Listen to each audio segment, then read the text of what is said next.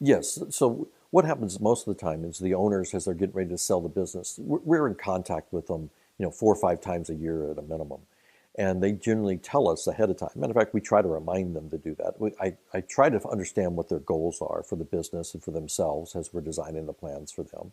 Because if you front load a plan very heavy and you only want to be in the plan for about 4 years, well, we might be overfunded in 4 years. So that's why I try to make sure I understand their goals so we don't get into that situation.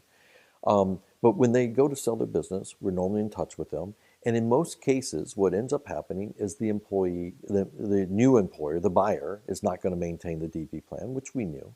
And so we terminate the DB plan. We go through the termination process, and that the owners then get their benefit and are able to roll it over into an IRA or any other tax-deferred vehicle.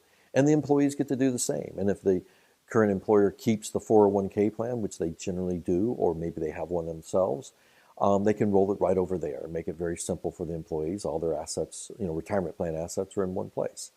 So, even upon termination, it still works. The one thing that we'd like to be able to do is, start the termination process with enough lead time before they close on the sale of the company, because sometimes that can create a little bit of a challenge.